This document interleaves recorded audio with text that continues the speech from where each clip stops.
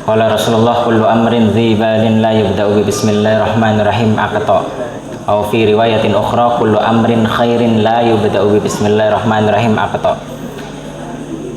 Rasulullah SAW bersabda bahwasanya seluruh amal perbuatan baik, kullu amrin dzibalin, seluruh amal perbuatan baik, atau dalam riwayat lain disebutkan kullu amrin khairin, seluruh amal perbuatan baik, la yubda'u bi bismillahirrahmanirrahim, yang tidak diawali dengan kalimat basmalah bismillahirrahmanirrahim aqta, maka amalan tersebut terputus dari rahmatnya Allah.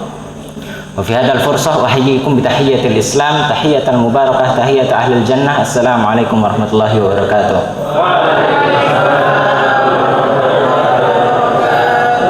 Innalhamdulillah, sesungguhnya segala puji, seluruh pujian apapun pujiannya hanya milik Allah.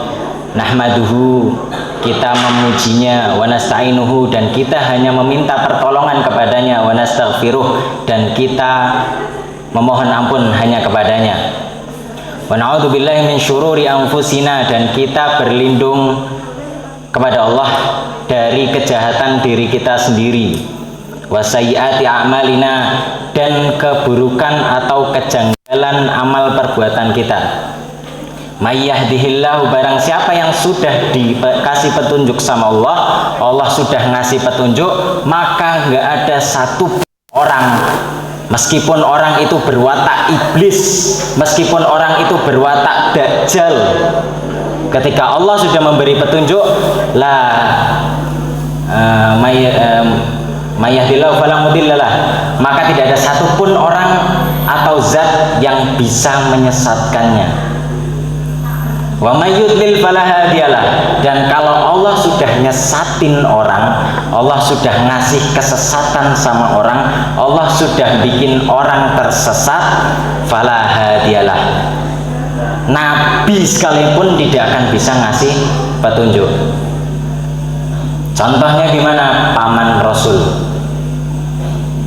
bahkan setara Nabi Muhammad, Rasul, imamnya para nabi, yang ketika sholat bersama nabi-nabi, beliau yang ngimami, nggak bisa ngasih petunjuk, nggak bisa ngasih hidayah, nggak bisa bikin pamannya sendiri masuk Islam sampai akhir hayat.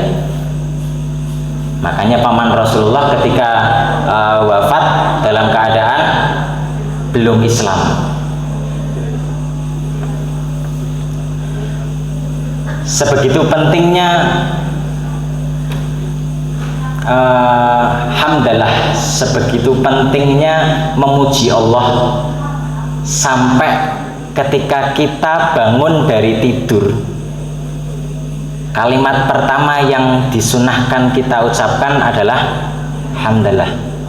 Sebegitu pentingnya hamdalah, sebegitu pentingnya memuji Allah, sampai dalam suatu riwayat disebutkan bahwasanya ketika Nabi Adam ditiupkan rohnya oleh Allah, jadi sudah jasadnya sudah jadi, ditiupkan roh dari atas kepala, masuk melewati mata, hidung, sampai di hidung dan mulut. Ketika itu Nabi Adam bersin, dan kalimat pertama yang diucapkan Nabi Adam adalah alhamdulillah. Kemudian sholat beserta salam tidak lupa kita curahkan kepada junjungan Nabi Muhammad SAW, yang mana beliau membawa Islam bukan hanya karena beliau mengemban titel Rasul, bukan hanya karena beliau mengemban titel Nabi, bukan hanya karena beliau mengemban titel Al-Amin, tapi beliau menyebarkan Islam karena kecintaan beliau kepada umatnya. Saking cintanya Nabi Muhammad, ketika Nabi Muhammad hendak wafat, hendak diambil rohnya oleh malaikat Israel, ketika itu Nabi Muhammad di pangkuan istrinya, berada di pangkuan istrinya. Ketika malaikat Israel hendak mencabut nyawanya, yang disebut bukan istrinya, padahal harusnya istrinya lah yang paling dicintai. bukan istrinya, bukan orang tuanya, bukan pamannya, bukan kakeknya, bahkan bukan sahabatnya Abu Bakar yang dari awal Islam hadir, Abu Bakar yang langsung Islam benar. Tapi yang disebut berulang-ulang oleh Rasulullah, ummati, saking cintanya Nabi Muhammad.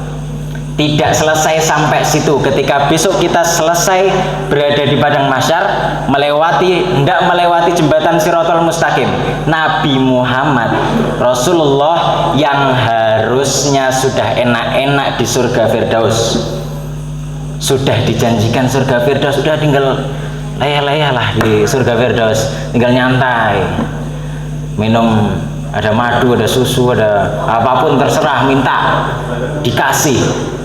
Tapi ternyata Nabi Muhammad gak milih langsung di surga. Kenapa?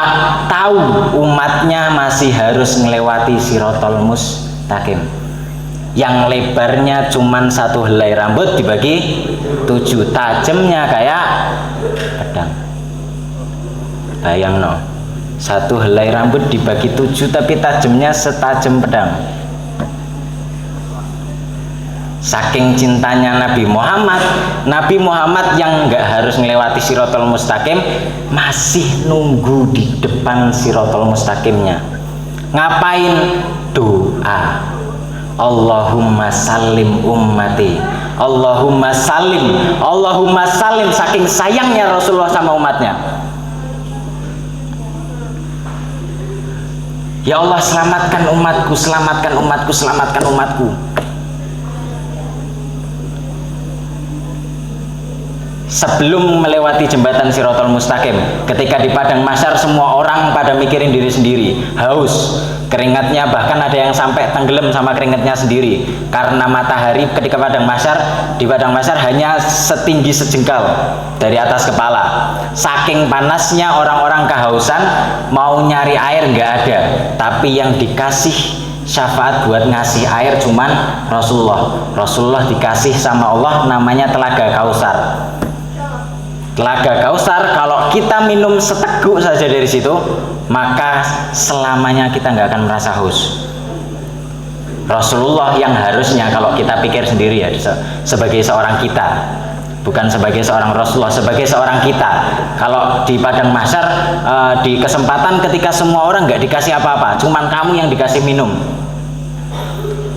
dan minum itu sebenarnya masih muat buat orang banyak. Maka siapa pertama kali yang dipikirkan oleh kita buat kita kasih minum? Orang tua, teman, keluarga, kakak, adik, istri, dan sebagainya. Tapi Rasulullah beda. Rasulullah nih bos, senggol dong. Yang dipikirkan pertama kali Rasulullah, ummati. Nabi Muhammad tanya satu persatu, kamu umatku bukan, sini minum. Kamu umatku bukan, sini minum. Kamu umatku bukan, sini minum. Syaratnya umat Rasulullah. Ini baru pembukaan ya, baru salawat kan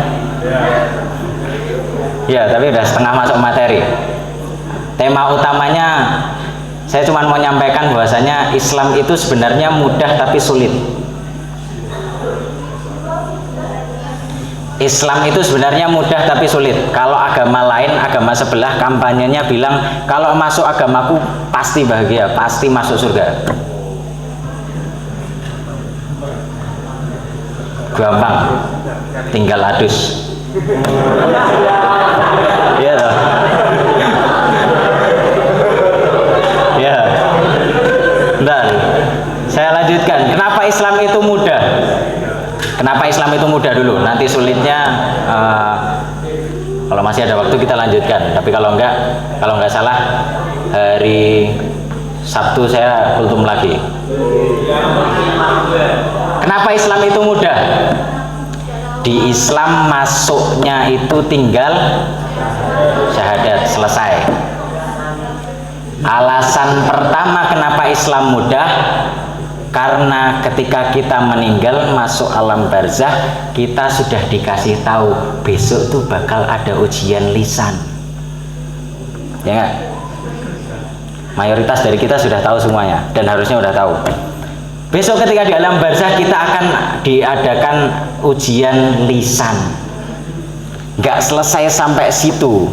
Kan kalau misalkan kita misalkan guru matematika datang ke kelas terus bilang kita ujian mendadak, kan kaget, kita nggak ada persiapan sama sekali. Islam beda. Besok ujiannya sudah dikasih tahu sekarang kalau besok bakal ujian. Nggak selesai sampai situ, kisi-kisinya sudah dikasih tahu. Dari mana ujian lisan besok di alam barzah? Kisi-kisinya udah dikasih tahu. Bahkan nggak cuman kisi-kisi, nih kisi-kisi kan cuma nyerempet-nyerempet soal. Soalnya udah dikasih tahu. Man robbuka, man nabiyuka, ma kitabuka, ma kiblatuka, man ikhwanuka. Nggak selesai sampai soalnya, jawabannya sudah dikasih tahu. Allah, Rasul, Islam, Al-Quran, Ka'bah, wa ikhwanuna al-muslimun. Itu alasan pertama kenapa Islam mudah masuk surga. Kenapa masuk surga itu mudah? Alasan kedua, kuncinya sudah dikasih. Kalau tadi agama sebelah bilang nanti bakal masuk surga, sekedar masuk surga doang, nggak ada jaminan lainnya, cuman ya udah dikasih gambaran kalian bakal masuk surga, selesai. Tapi Islam gimana? Kunci surganya udah dikasih tahu. Mana kunci surganya? Miftahul jannah la ilaha illallah. Miftahul jannah an asyhada an la ilaha illallah. Selesai. Kamu masuk surga dihalang sama malaikat. Siapa malaikat? Malaikat Ridwan, malaikat Malik, mana jaga malaikat. Malaikat Ridwan dijaga sama malaikat Ridwan. Mana kuncimu? La ilaha illallah. Selesai, masuk. Alasan kedua. Alasan ketiga, yang ini bener-bener tadi di awal sudah tak jelasin, itu penjelasannya yang di awal tadi. Alasan ketiga, Rasulullah sudah bilang bahwasannya kullu ummati yadkhulunal jannah. Seluruh umatku, yang miskin, yang kaya, yang presiden, yang rakyat, yang DPR, yang MPR, yang santri, ustate, budapur, pak tukang, dan segala macamnya, pokoknya dengan titel umat Nabi Muhammad yadkhulunal jannah, pakai fi'il mudhari. Kalau kita telusuri, fi'il mudhari disebutkan tidak hanya digunakan untuk kata kerja dengan masa sekarang, tapi kata kerja dengan masa yang akan datang, dan itu wajib. Maka kalau kita terjemahkan secara bebas, kata Rasulullah, seluruh umatku wajib masuk surga. Tapi dilanjutin sama Rasulullah, illaman aba. Semua umatku, seluruh umatku wajib masuk surga kecuali sing wegah, kecuali yang emoh, kecuali yang nggak mau. Sahabatnya takon, sahabat tanya, sahabat indi soal, ya Rasulullah indi soal. Kata sahabat, qala waman aba ya Rasulullah. Terus siapa yang nggak mau itu ya Rasulullah? Kata Rasulullah, yang ngikuti aku dia masuk surga, yang nggak ngikuti aku dialah yang enggan. Terus kita sambungkan Kata Rasulullah, yang ngikuti aku masuk surga. Tadi kalau nggak salah di rakaat pertama taraweh saya nyebutkan ayatnya. Yang nyambung kalau kita putar balik, di mana in kuntum tuhibbunallaha fattabi'uni.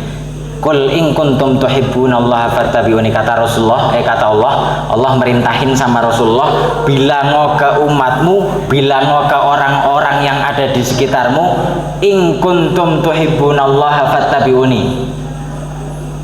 Kalau kalian cinta sama Allah, maka ikutilah aku. Akunya ke siapa? Rasulullah. Maka kalau kita putar balik, tadi orang yang bakal masuk surga itu yang ngikuti Rasulullah, maka orang yang ngikuti Rasulullah adalah orang yang cinta sama Allah. Maka syarat puasa disebutin di ayatnya puasa, ya ayyuhalladzina amanu kutiba alaikumusiyam, dan seterusnya. Kata Ustadz Didik Purwodarsono Allah yarham, iman itu cinta. Makanya syarat puasa itu iman, dan iman itu cinta. Dan kalau cinta maka kita ngikuti Rasulullah. Itu 3 alasan kenapa Islam mudah. Dan Rasulullah nggak hanya omdu, nggak cuma ngomong. Di mana Rasulullah membuktikan bahwasannya seluruh umatnya akan masuk surga. Di mana buktinya? Besok ketika sudah selesai padang mahsyar, selesai lewat Shirathul Mustaqim, selesai, Rasulullah nggak langsung masuk surga. Padahal orang-orang Islam yang selamat dari jembatan Shirathul Mustaqim sudah pasti masuk surga. Tapi ternyata Rasulullah masih dapat kabar kalau umatnya ada yang ikut nyemplung ketika melewati Shirathul Mustaqim. Beliau pernah bilang kul ummati yadkhulunal jannah. Terus di mana katanya seluruh umatnya masuk surga? Rasulullah buktikan. Rasulullah nggak langsung masuk surga. Rasulullah datang ke arsy Allah, sujud.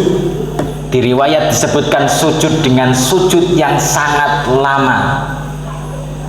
Kalau kita bandingin di dunia, kita sujud misal setengah jam, kepala pening, migrain, terus kunang-kunang, berdiri langsung ambruk lagi. Tapi ini waktunya waktu akhirat, sujud dengan sujud yang sangat lama sampai Allah yang bilang, wahai Rasulullah, kau bangun, minta, tak kasih. Yang Rasulullah minta, ya Allah, umatku masih ada yang di neraka. Dulu aku bilang kullu ummati yadkhulunal jannah, seluruh umatku masuk surga. Ini masih ada yang di neraka. Maka Allah bilang, ambil. Rasulullah datang ke pintu neraka, bilang sama malaikat Malik, umatku kayak umatku, ambil. Siapa umatnya Rasulullah yang diambil? Yang di dalam hatinya ada iman sebesar biji jagung. Cuman punya iman sebesar biji jagung diangkat sama Rasulullah.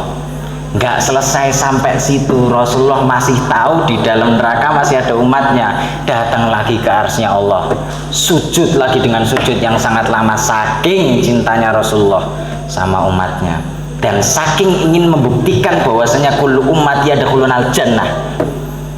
Sujud dengan sujud yang sangat lama. Lagi Allah bilang, bangkit, minta. Rasulullah bilang, ya Allah, umatku masih ada yang di neraka. Akhirnya Allah bilang lagi, ambil. Rasulullah datang lagi ke pintu neraka, bilang sama malaikat lain, itu umatku, ambil. Siapa lagi? Yang di dalam hatinya ada iman sebesar biji zarah. Biji zarah apa biji zarah? Biji sawi. Sawi, biji sawi tahu ya? Biji sawi ya? Ya, kalau mau ditanam tuh ada biji sawi biasanya. Cuman titik lah, titik kan, iman cuman sekecil itu masih diangkat sama Rasulullah. Tapi ternyata nggak selesai sampai situ.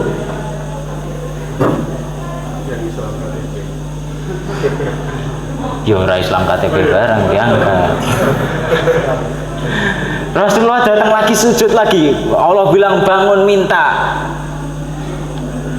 Akhirnya datang lagi ke neraka yang terakhir. Ini sekaligus membuktikan alasan, kalau tadi disebutkan alasan kedua ya, itu tadi harusnya alasan pertama, tapi alasan kedua. Kenapa kok alasan kedua benar? Ini dibuktikan sekaligus Rasulullah buktiin kalau misalkan kullu ummati yadkhulunal jannah, datang ke neraka bilang sama malaikat Malik, itu di neraka umatku yang udah nggak punya iman sama sekali, nggak punya amal ibadah sama sekali, nggak pernah sholat sama sekali, nggak pernah puasa sama sekali, zakat wegah, infak bukannya ngasih malah ngambil kota infaknya, tapi masih ada la ilaha illallah di hatinya, angkat. Makanya tadi alasan kedua, miftahul jannah la ilaha illallah. Itu kenapa Islam mudah tapi sulit. Nanti sulitnya kita jelaskan di kultum setelahnya. Demikian yang bisa saya sampaikan, kurang lebihnya mohon maaf. Subhanakallahumma bihamdika asyhadu an la ilaha illa anta astaghfiruka wa atubu ilaik.